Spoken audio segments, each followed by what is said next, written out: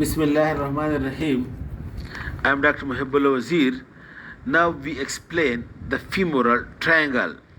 Look, the femoral triangle is a triangle at the upper part of anterior surface of the thigh, just below the inguinal ligament.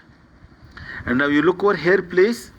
Again, this is the pubic tubercle, and this is anterior superior iliac spine, and this is the inguinal ligament.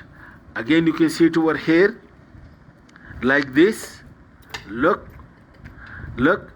this is the anterior superior iliac spine, and this is the pubic tubercle.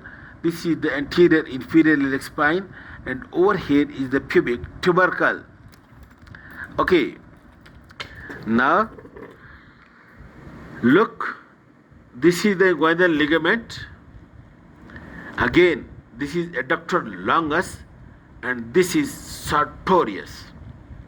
So a triangle just inferior to the inguinal ligament in the upper anterior part of the thigh, it is called as femoral triangle. The boundaries of the femoral triangle superiorly, the upper boundary or the base of the triangle is being formed by this inguinal ligament. The lateral boundary is being formed by this medial border of sartorius muscle, this medial border of sartorius. And the medial boundary is being formed, note this point, it is formed by the medial border of adductor longus, not by the lateral border. It is formed by the medial border of adductor longus. And the apex is being formed where the two muscles unite with one another over here inferiorly, that is sartorius and adductor longus. And from this onward, this femoral triangle, it becomes continuous with this canal, make it clear, which is called as adductor canal.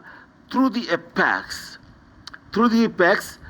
the femoral triangle becomes continuous with the adductor canal, and the femoral artery and femoral vein, it passes through the apex to lie in the adductor canal.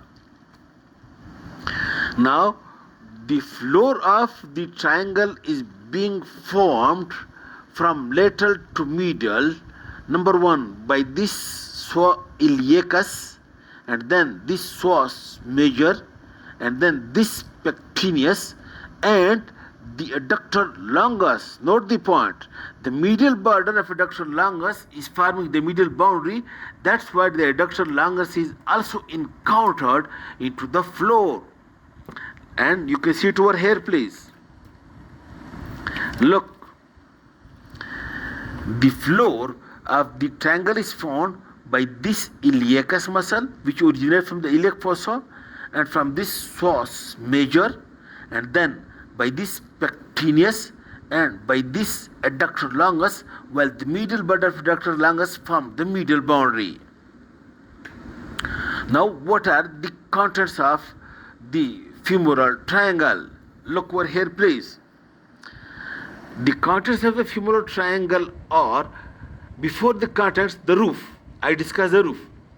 The roof of the triangle is formed by skin, and then by superficial fascia, which contains over here in this area superficial inguinal lymph nodes and superficial blood vessels, that is superficial circumflex iliac, superficial epigastric, superficial external pudendal arteries and vein, and then the superficial nerves, and then the deep fascia, skin, superficial fascia along with the contents, and then the deep fascia along with the saphenous opening. This is forming the roof of the triangle. And then what are the contents? You look over here.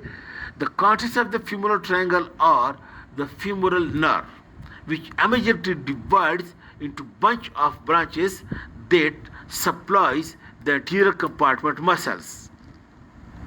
And then medial to that is the femoral artery and femoral vein, which are both enclosed in a sheath of fascia which is called as femoral sheath. The femoral vein and femoral artery are enclosed in the femoral sheath. And also lying over here, there are many lymph nodes which are called as deep inguinal lymph nodes. While the superficial inguinal lymph nodes, it lies in the roof of the femoral triangle. While the deep inguinal lymph nodes, these are the contents of the femoral triangle. Okay, and the femoral artery and its branches, and the femoral vein and its tributaries, and the femoral nerve and its branches, and the deep inguinal lymph nodes, these are the contents of the femoral triangle. This is all about the femoral triangle, and I hope it's clear to you. Thank you very much.